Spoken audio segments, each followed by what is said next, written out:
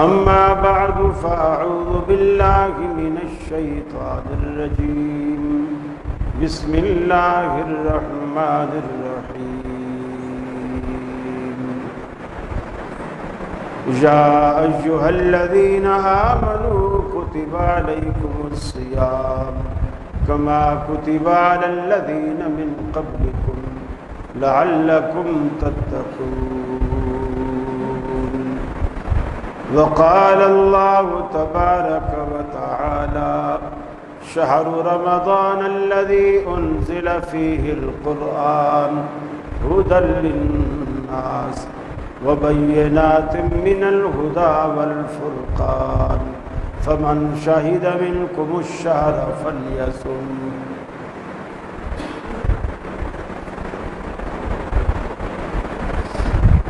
اللہ رب العالمین نے ہمیں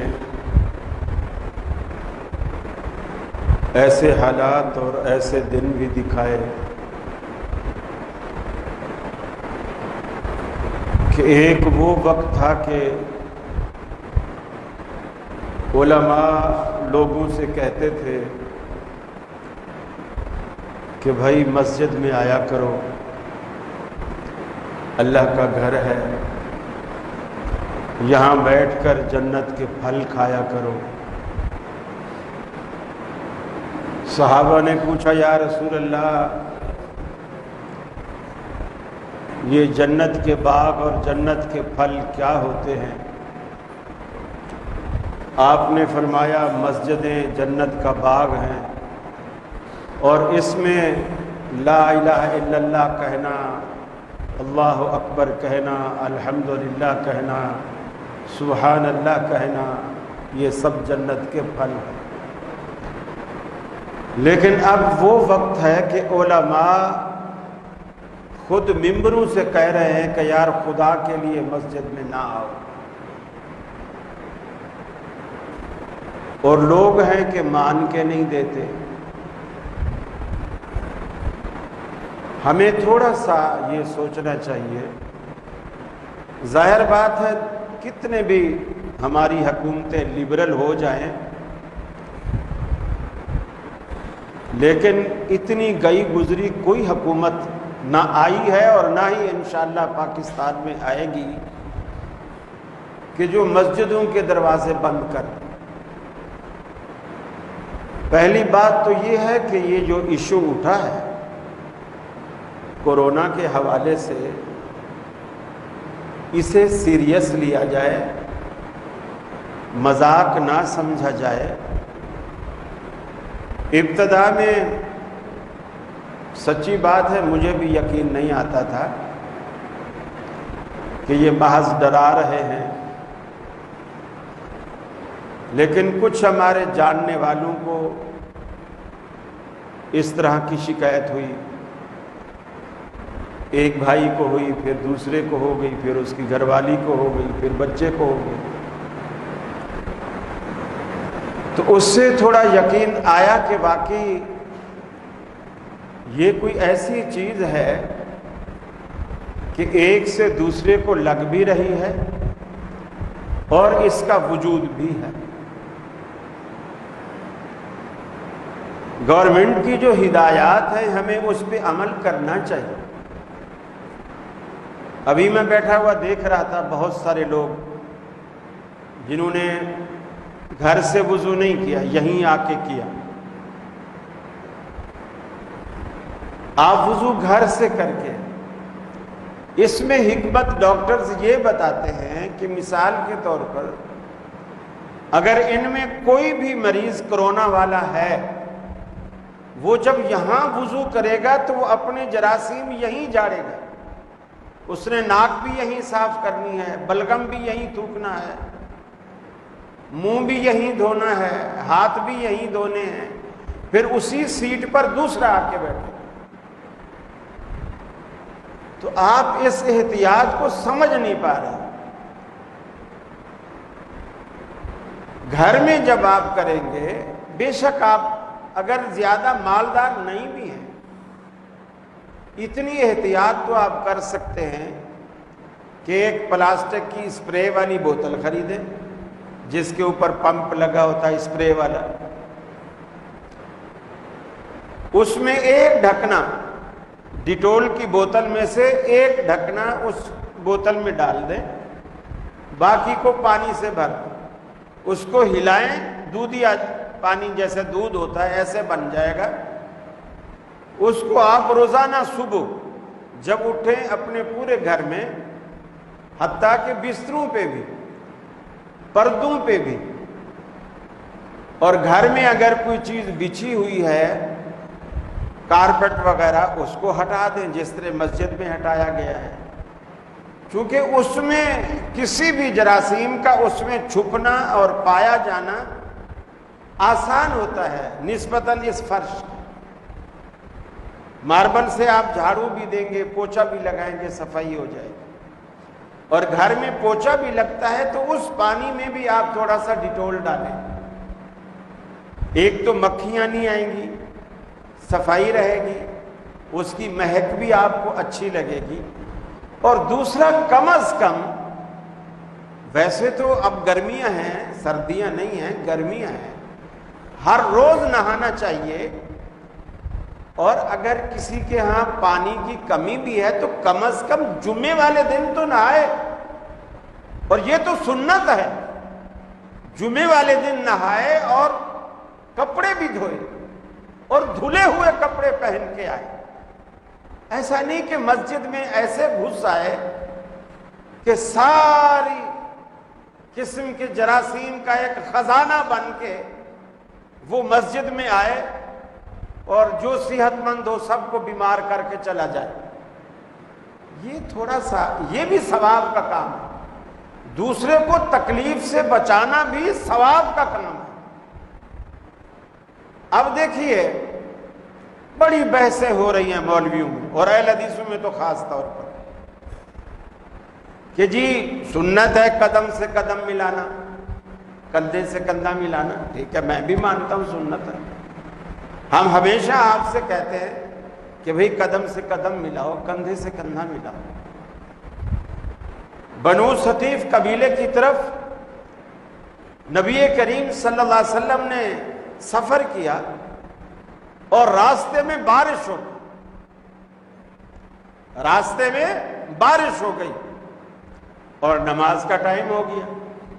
اب نیچے سارا کیچڑ ہے، پانی کھڑا ہوا ہے، اب نماز اتر کے پڑھے تو کیسے پڑھے؟ نبی کریم صلی اللہ علیہ وسلم نے صحابہ سے کہا سواریوں پہ نماز پڑھو۔ آپ نے اپنی سواری آگے کر لی جیسے امام ہوتا ہے، صحابہ کی سواریاں پیچھے کھڑی ہو گئی۔ اب جب آپ سواری پر بیٹھ کے نماز پڑھیں گے،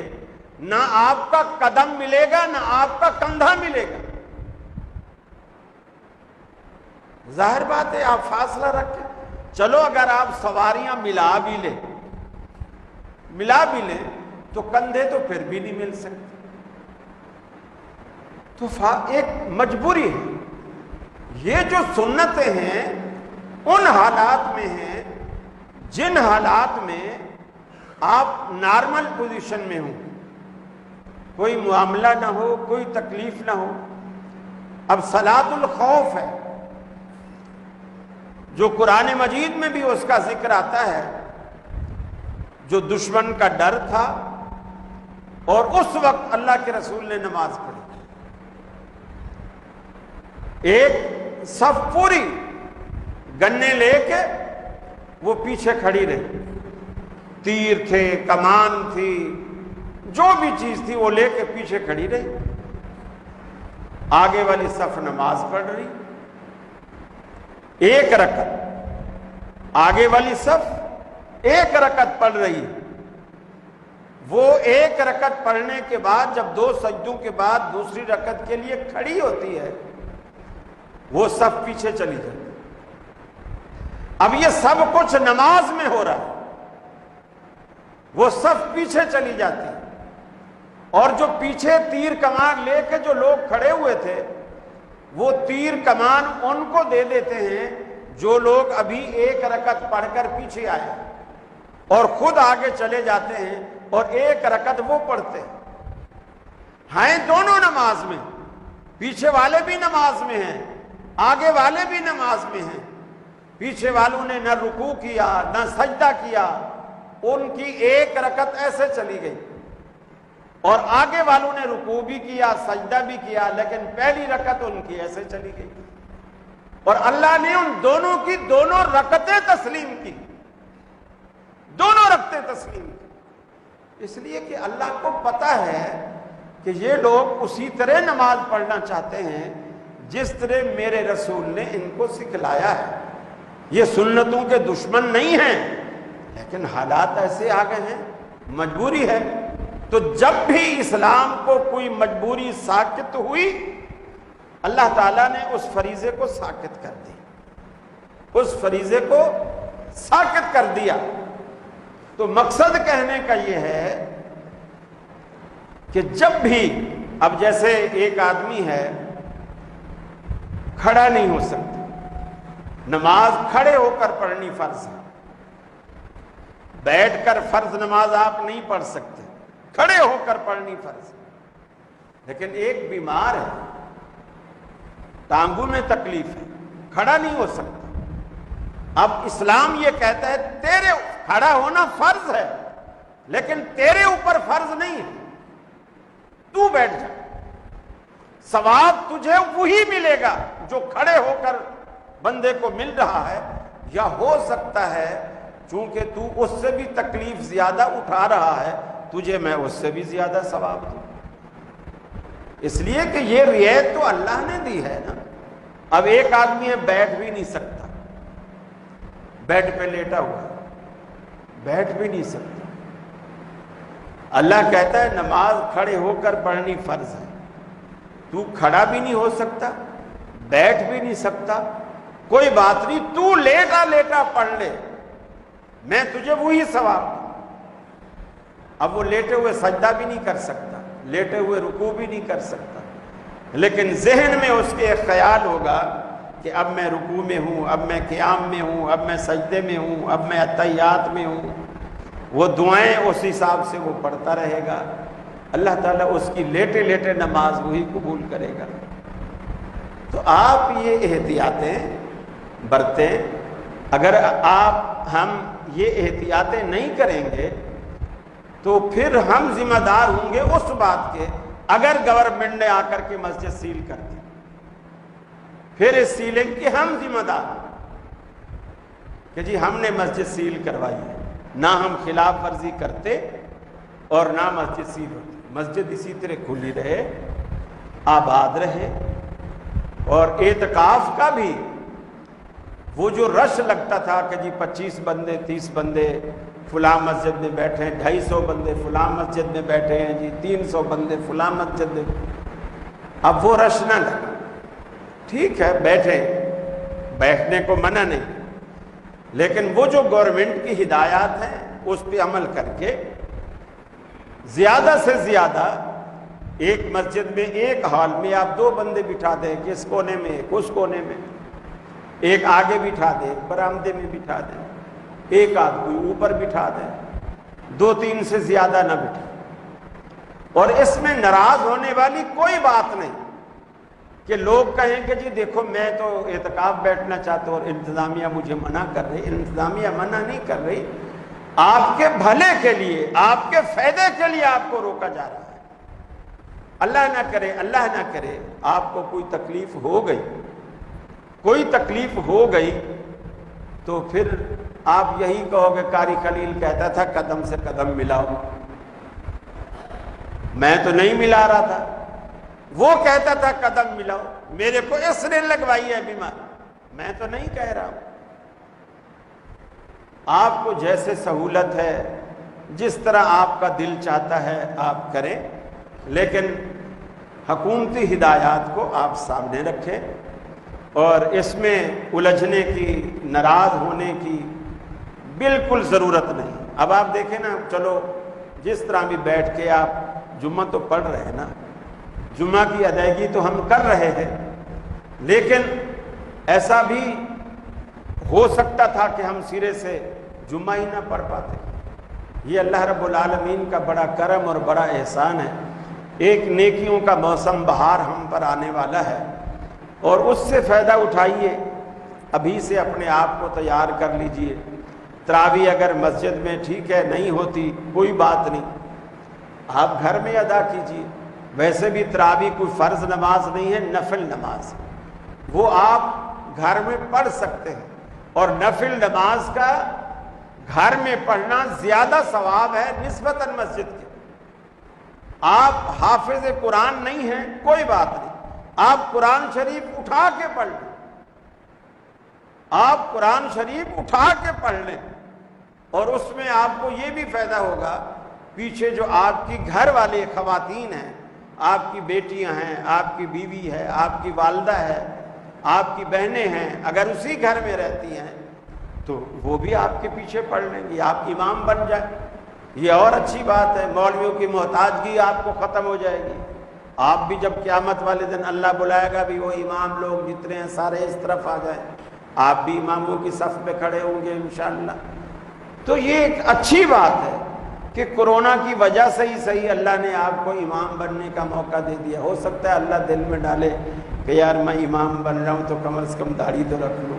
تو ہو سکتا ہے اس بہانے سے آپ داڑھی بھی رکھ لو، یہ اچھی بات ہے۔ تو آپ اس طرح کی چیزیں ضد نہ کریں، ضد بالکل نہ کریں۔ نبی کریم صلی اللہ علیہ وسلم نے فرمایا یہ جو رمضان کے روزے ہیں، اگر کوئی شخص عمدن جان بوجھ کر رمضان کا روزہ چھوڑ دیتا ہے، بیمار نہیں ہے، سفر میں نہیں ہے، رکھ سکتا ہے لیکن نہیں رکھتا ہے، ہٹا گھٹا ہے لیکن نہیں رکھتا، اللہ کے رسول نے فرمایا یہ رمضان کا ایک روزہ بھی اس نے بغیر شرعی عذر کے اگر چھوڑ دیا، اس کے بعد ساری زندگی بھی اگر روزہ رکھتا رہے تو جو اس نے ایک روزہ رمضان کا چھوڑا ہے نا، اس کو کفایت نہیں کر سکتا آپ کا ساری زندگی روزہ رکھنا بھی۔ تو لہٰذا روزے رکھیے۔ فرمایا یا ایھا الذین آمنوا کتب علیکم الصیام، اے ایمان والو تم پر روزے فرض کر دیے گئے، علی الذین من قبلکم لعلکم تتقون، یہ صرف تم پر ظلماً فرض نہیں کیے گئے، جس طرح تم سے پہلے لوگوں پر رب العالمین نے روزے فرض کیے تھے، فرمایا اسی طرح تم پر بھی رب العالمین نے روزے فرض کیے۔ اگر بیمار ہو تو بیماری کے دن اس میں سے نکال لو، اگر دائمی بیمار ہو تو کوئی بات نہیں، اپنی جگہ فدیہ دے دیا کرو، ففدیۃ طعام مسکین، ایک مسکین کا کھانا روزانہ کھلا دیا کرو،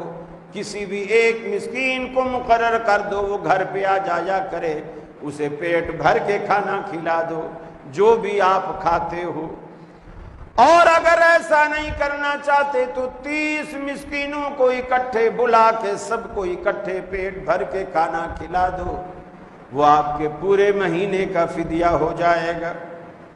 یہ اللہ نے آپ کے لیے آسان کیا۔ اسی طرح اگر دودھ پلانے والی ماں ہے اور ڈاکٹر نے اسے کہا ہے کہ اگر تو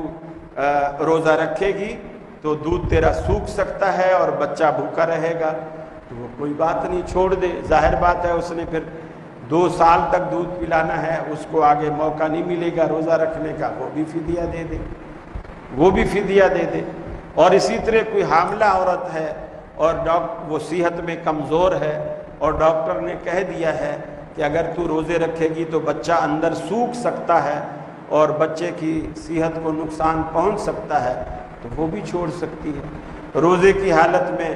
آپ جیسے خواتین ہیں یا کوئی باورچی ہے، کوئی خانسامہ ہے، وہ کوئی چیز پکا رہا ہے تو اسے چکھ بھی سکتا ہے۔ چکھنے کا مطلب یہ ہوتا ہے وہ چیز لی، زبان کو لگائی، پتہ چل گیا نمک تیز ہے، ہلکا ہے، نہیں ہے، پھر اس کو تھوک دے، اس لعاب کو پھر حلق سے نیچے نہ اتارے، اس کو تھوک دے۔ ذائقے سے روزہ نہیں ٹوٹتا، ذائقہ تو ہر چیز میں ہوتا ہے، مسواک میں بھی ذائقہ ہوتا ہے، آپ لکڑی کا مسواک کریں اس میں بھی ذائقہ ہوتا ہے، آپ ٹوتھ برش آپ استعمال کریں ٹیوب، اس میں بھی ذائقہ ہوتا ہے، آپ کھارے پانی سے وضو کریں، اس کا بھی ایک ذائقہ ہوتا ہے، ذائقے سے روزہ نہیں ٹوٹتا ہے، اس کو آپ حلق سے نیچے نہیں اتار سکتے۔ اسی طرح روزے میں سرما لگا سکتے ہیں، تیل لگا سکتے ہیں، مالش کر سکتے ہیں، نہا سکتے ہیں، ناخن کاٹ سکتے ہیں، زیر ناف بال کاٹ سکتے ہیں، ہر قسم کی صفائی ستھرائی آپ کر سکتے ہیں، خوشبو کا استعمال کر سکتے ہیں، خواتین بھی آرائش زیبائش روزے کی حالت میں کر سکتی ہیں، یہ ساری چیزیں جائز ہیں۔ البتہ کھا پی کچھ نہیں سکتے، اور شادی شدہ جوڑا ہے تو وہ خلوت اختیار نہیں کریں گے، وہ بھی ایک دوسرے سے جدا رہیں گے، باقی کھانا پینا اکٹھے ہو سکتا ہے، رہن سہن اکٹھے ہو سکتا ہے، وہ بھی آج کل کرونا نے ویسے دور دور کیا ہوا ہے، تو وہ اس میں رمضان کا کوئی قصور نہیں ہے۔ اللہ رب العالمین سے دل جمی سے دعا کیجیے، اللہ ہمیں اس وبا سے، اس مصیبت سے پورے ملک کو نجات دے، اور جہاں جہاں مسلمان پریشان ہیں اللہ رب العالمین سب کی پریشانیاں دور فرمائے، سب کے کاروبار اللہ رب العالمین چمکائے، بلکہ اس کے بعد اللہ تعالیٰ ایسا فضل کرے کہ جو اس میں تاجروں نے نقصان اٹھایا ہے، مزدوروں نے نقصان اٹھایا ہے، اللہ تعالیٰ ان کے نقصان بھی اپنے فضل سے پورے کرے اور خیر و برکت سے ان کو نوازے۔ اللہ سے دعا ہے اللہ رب العالمین ہمیں عمل کی توفیق عطا فرمائے۔